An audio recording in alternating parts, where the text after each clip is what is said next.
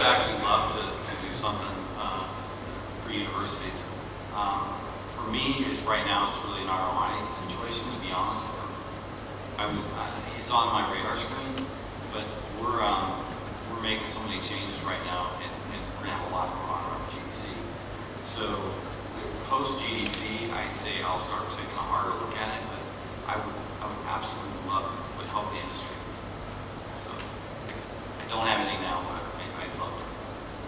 Yeah, I think it would be great. You know, something certainly that in our own hiring scheme, you know, we look for people that have had any experience using our product. I mean, you know, I didn't always used to work for Havok, and before that, I remember looking at job applications, and it's, you know, physics programmer, Havok experience plus. So if someone could get that coming out of school, I definitely think that would be a huge win. In fact, we know we had a contest recently. There's a free version, a binary-only version of physics you can get off the web, and we had a contest kind of aimed at trying to find some talent that's, you know, emerging talent like that. So, you know, there's nothing really. You know, I think it's important for people to have an understanding, a baseline understanding of, you know, any middleware, whatever problem space that middleware is trying to solve. I think it's good to kind of try that on your own in your curriculum, but once you get the foundation, it'd be great to kind of see that integrated into a curriculum. By that I mean integrating an actual middleware product into a curriculum so that people can get, you know, have a basis for the understanding, but then actually kind of use a production level SDK. I've got another question here for you. Where do you actually see the industry going in the mid to near future in terms of, there's a lot of companies consolidating at the moment, there's a lot of middleware companies and third-party companies that are actually working together. Do you actually see at some point there being an entire pipeline, like straight out of the box from concept work through to modeling, through to the game? Unreal is close to that now, but there's still extra tools you can plug in. So do you see this happening? Not full soup to nuts. I don't see us, for example, developing a modeling package because Autodesk, those guys, they solve those problems quite well. It's not. We'll support them, but that's a level of complexity that we just don't want to take on. And others have solved perfectly well. We do have we use middleware ourselves. I mean, even within Unreal Engine, for our own games, we use middleware. There's a lot of Unreal Engine licensees who use Havok. So we encourage, you know, sort of that sort of plug-in thing with Unreal Engine. I think that the marketplace itself is going to continue. It's going to consolidate. There's going to be some top products. They'll, you know, continue to be top products because we're investing back in them and providing fantastic support. But I think overall, technology is turning into a commodity. It's sort of like, you know, every time you make a movie, you're not going to run out and build a new camera. Or, you know, every time I want to buy a car, I'm not going to go buy the screws and the bolts and iron and make a car. But you're just going to go out and you're going to say, okay, cool, this is what it does. It serves the purpose of what I need. Let's get it. Let's build it up from there. Let's figure out how to make my product using that as the foundation. Yeah, I think the industry's in a little bit of shock right now. You know, everybody saw what happened with the pandemic. Pandemic had some roots here. I think you will still see some consolidation and some potential merges. There's not a lot of middleware guys out there. I mean, it's gotten smaller and smaller as space has. So I think you're going to see a little movement, but I just don't see. I don't know. I think everybody's just kind of taking a step back. For us, we've gotten actually really, really busy with the situation in the industry. People have been coming to us because, like I talked about earlier, we have one of the things that we're very good at is speed. And if we can turn around that animation fast, then that means you're getting more productivity out of your people. So I think the industry's kind of trying to find its way related to middleware. And the middleware players are really left in the industry, and how the rest of the industry utilizes and leverages the middleware companies. And we're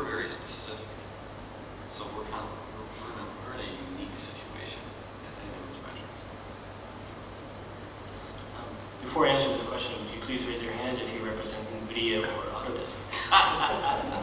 No, I'm kidding.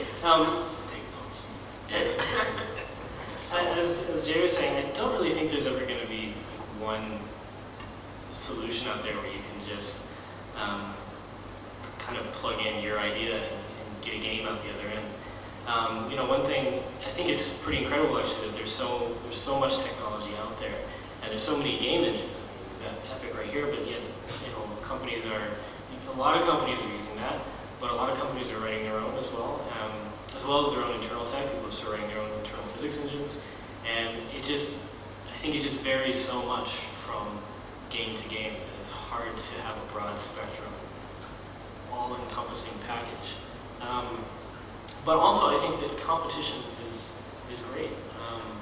The reason I mentioned our two biggest competitors is because that's what's really kind of driven, you know, Stripe. If there's only one company out there that makes a particular solution, then it's going to stagnate. And as long as you're on top, you know, you're not really driven to, as long as there's no competition, you're not driven to being better. You're not going to try to improve with the next generation. So as long as there's that close competition, I think that really, you know, we see really huge changes in tech. We see really big improvements. Yeah, the real interesting piece here that will shake up middleware is what's going to happen with the next console. That's when it gets really interesting. Just comment. Are you guys expecting to see big innovations in your engines or in your tech before the next generation of consoles? Or are you thinking that you'll just do iterative updates and so on? We're continuing to make technical progress in certain areas, beefing up things that we see as market base is requiring to engine licensing. For example, you know, we're looking at the Asian marketplace and how MMOs are taking off just in general.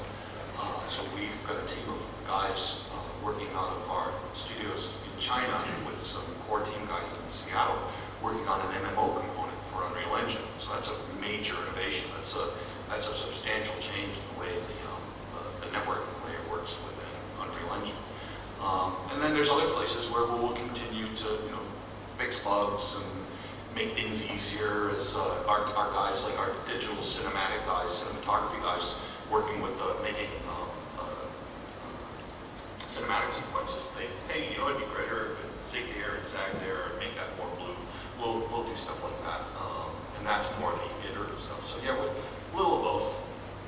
You're not expecting Unreal Engine 4 before next generation?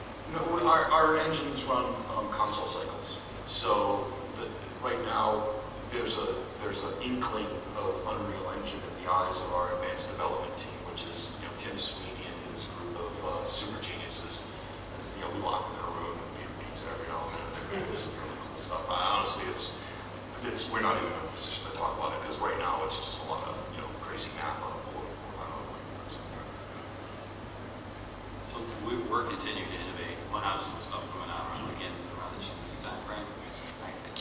Unfortunately, I can't really talk about it right now, but we're doing some pretty cool stuff. It's really, we're really excited about GDC this year. So we're always innovating. I guess for us, we just released our newest product, Havok AI, in October, so that was kind of a large step forward for us. But at the same time, we're continuing to do, you know, maintenance on the existing products, improvements in the existing ones, and of course we're also doing some internal R&D for the next generation of platforms as well. So will you see a huge, major revolution in physics, one of our oldest products, is our oldest product, for the next console? I guess it depends on how major you're thinking major is, but as far as a company as a whole, you know, we did just release an entirely new product. So we've got the big picture as well as the minor maintenance releases as well as looking forward to the future.